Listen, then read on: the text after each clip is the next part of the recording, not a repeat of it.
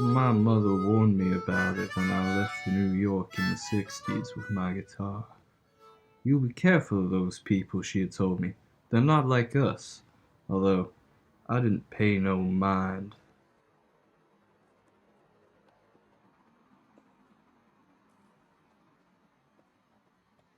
Lit the small stage with candles. He told me, the audience, to come forward and fetch a candle from their table. That's not the word of the Lord I know. The word of the Lord I know is it's right here written in example 6.1. But prove that the time of flight t and the horizontal range x of a projectile are connected by the equation gt squared equals 2x tan alpha, where alpha is the angle of elevation. That is the Lord I know. I will tell you, That's sir, for sure. from the book of Leonard, the Tao of the cowboy. He could ride a horse. He knew how to shoot a rifle. And for a man who claimed to have not a sentimental bone in his body, he could sing. No, I don't feel I believe you with that kind of. You don't seem devoted. You don't seem right with the message with the Lord. Like, let me fix you up with this. The resultant of two tensions at O bisects the angle AOB, and it must also balance the weight W, acting vertically through G, the center of gravity of the board. Hence, G must be vertically below O. If OG cut AB in E, AE is 3 feet, and that's the word of the Lord I know, the great Savior who wrote this book. Do you have nothing to say to that? I thought you were a devoted man. What I will say to you, heathen, is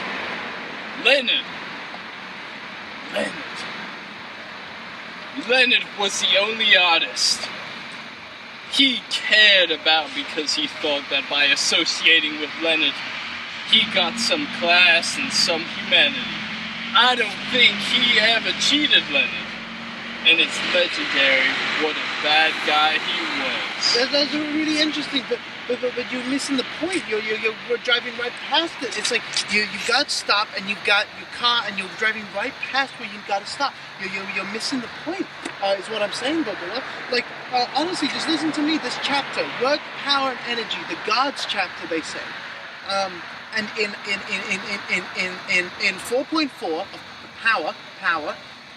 Power is the rate of doing work, i.e. the work done in unit time. The British unit of power is the horsepower, the go, which is 550,000 feet, pounds per second, or 33,000 feet pounds per minute, and the CGC unit of power is the watt, which is 10 to the 7 ergs, which is 1 joule per second. Oh, I'm telling you right now, that is not son, the Lord's work. I'm your man. You cannot just smack Released a book out in of a holy man's 1988 hand. is It's a ridiculous thing to do. You can't smack the word of the Lord just because the Lord is speaking to you through this volume, and you understand that you've been a fraud, you've been a phony, you've been living a falsehood of a life, and now that I'm bringing you the knowledge you need to thrive and to survive as a godly man, you're throwing it away, you're smacking it out of the hand. You do not look a gift horse in the mouth. I'm telling you, son, Leonard Cohen is the godly man. He is a godly man. But it's the text. It's the format. It's the beautiful rouge pages. I mean, the cover. I mean, the pages aren't rouge. I mean, that would be ridiculous. But the word came straight from the God, from the power above. The great big power above, and it's ridiculous that you would even say something like that to me, smack it out of my hands like that. And it's great, you know. I'm glad to see at least someone's preaching the word, even though it's not quite my word and whatnot. But yeah, hey ho, what's your name? Well, My name's Gary, my friend. Gary? Yeah. My name's Gary too. My name's my title is Rabbi Reverend, and I'm Gary Schmaltz. Gary Schmaltz. I have to say, I've heard of you. Oh, really? I've heard of you. Well, wow. What persuasion are you in terms of a surname and such? Well, I follow the book of Cohen. The book of Cohen, my friend.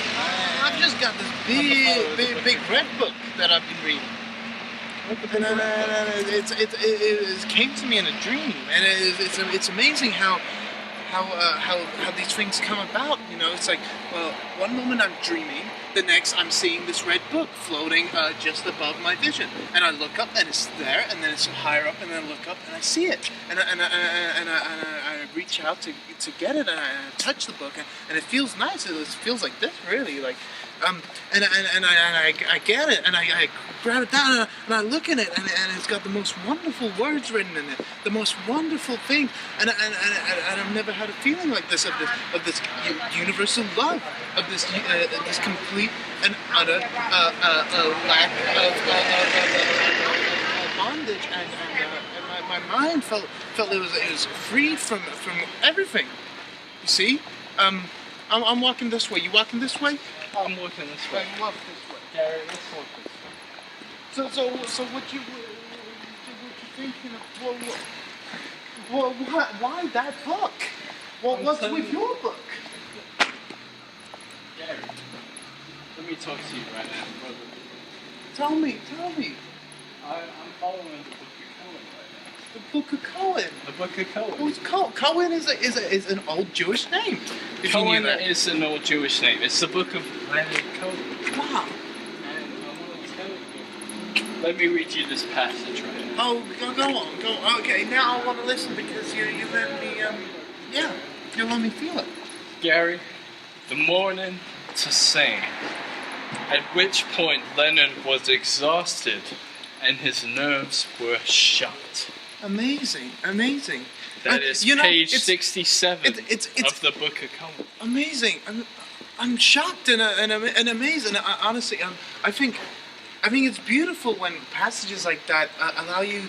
There's this darkness, this big darkness, and you finally find the light. Find the light in That's the darkness. You're looking for the darkness, and you find it in the light. Exactly, and you're looking for light, and you find it in the darkness, and it's all within itself, and you find the darkness, it in the book. you find it in the light. Well, the beautiful thing. You know what? I gotta get going. But it was great meeting you, Gary as well. Yeah. Rabbi Reverend Gary Schmaltz. Very nice to meet you. I'll see you soon. I'll see you soon.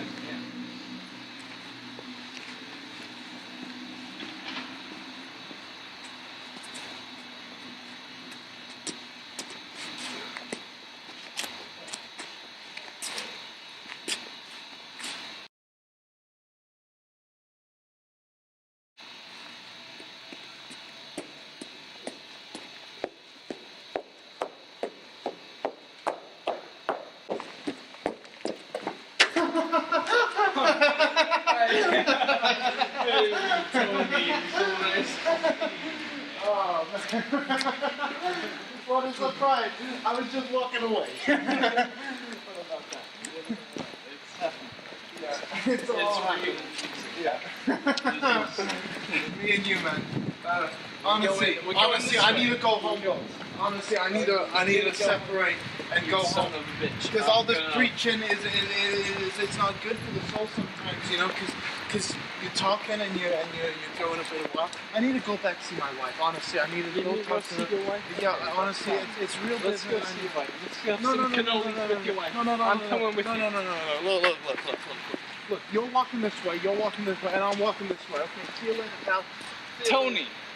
Tony, where you going? See you later, man. Don't follow me. Where you going, Tony? That's not fair, man.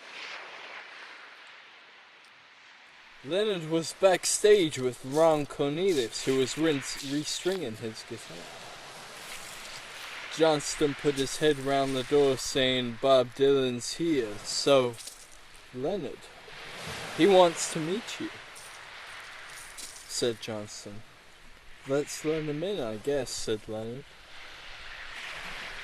"I'm too drunk for this right now." Saying nothing, Dylan broke his silence. "How are you doing here?" he said. "Well, you've got to be somewhere," Leonard answered. "It was the strangest conversation," says Cornelius. He knew Dylan and had worked with him in the past. They were talking between the sentences, if you know what I mean.